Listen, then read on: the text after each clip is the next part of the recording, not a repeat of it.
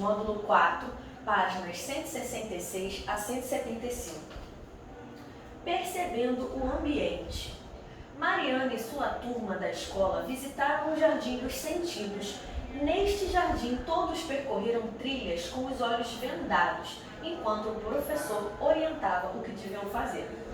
Toque as plantas com as mãos. Aqui ela já está usando um sentido, né? Que é o tato. Ela está tocando. Sinta o cheiro das plantas. Está usando outro sentido, que é o olfato. Agora, sinta o gosto dessa planta. Está usando o paladar. Ouça o som que as plantas emitem quando você esfrega uma folha na outra. Está usando a audição. De que maneira os alunos estão percebendo as plantas no Jardim dos Sentidos, né? Aí a gente já observou como eles estão sentindo, né? Mariana e seus colegas perceberam o cheiro, a textura e o gosto de algumas plantas e escutaram o som do ambiente. Isso tudo foi possível graças aos sentidos do corpo humano.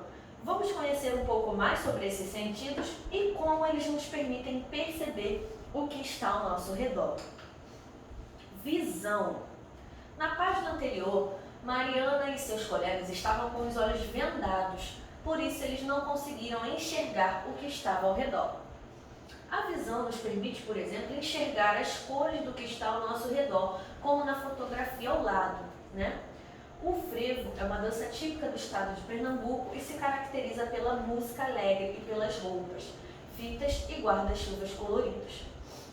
As cores das roupas e dos guarda-chuvas usados no frevo, por exemplo, são percebidas pelo sentido da visão.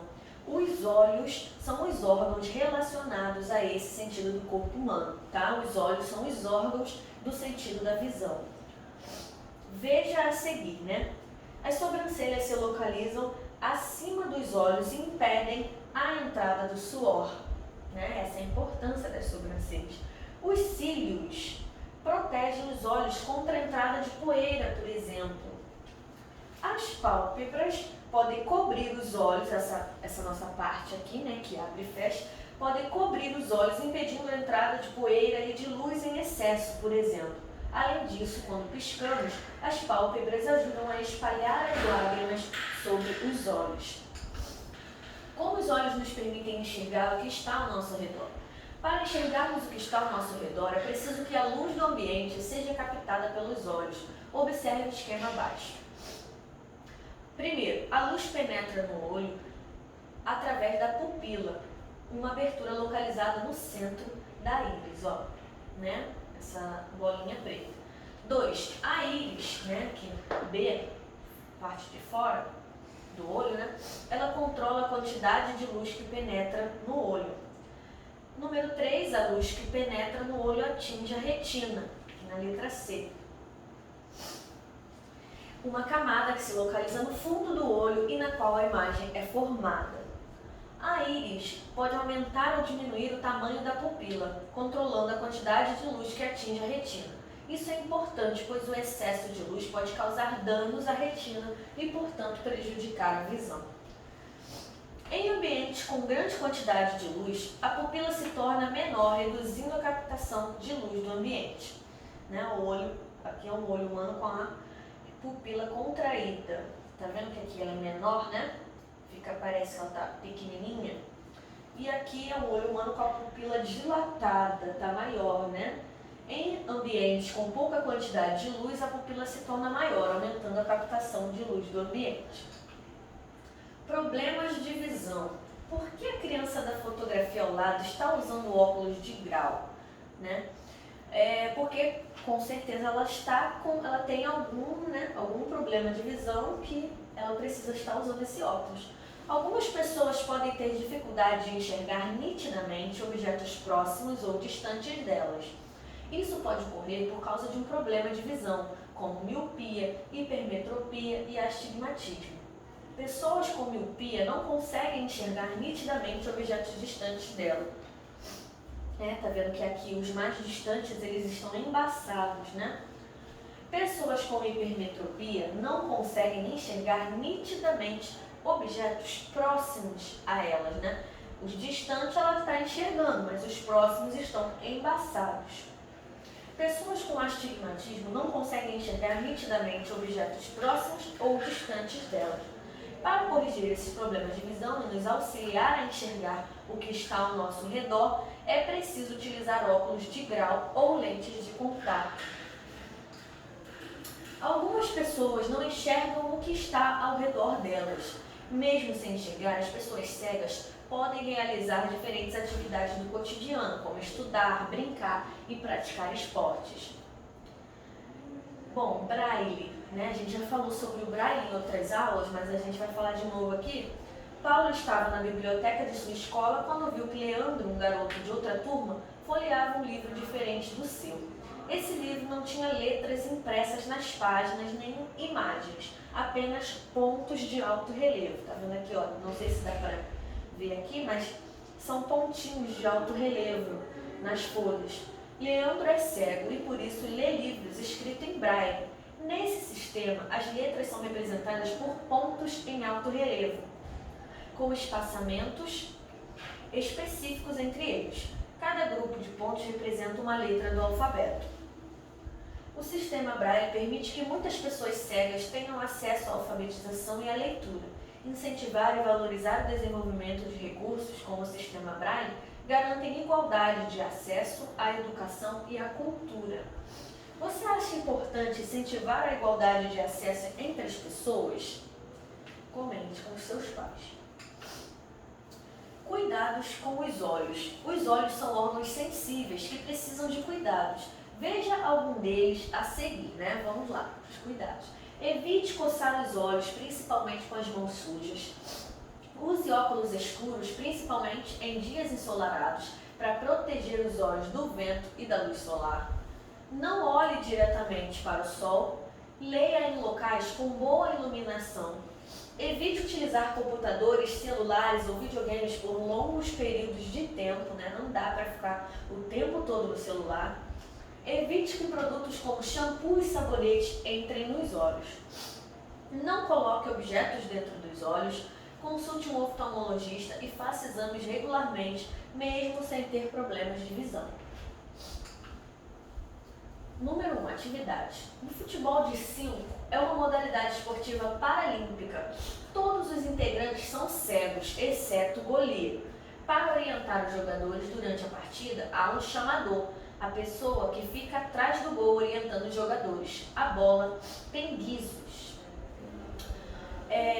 Qual é a importância dos guizos na bola de futebol de 5? O guizo é aquele negocinho que faz barulho, né? Um sininho.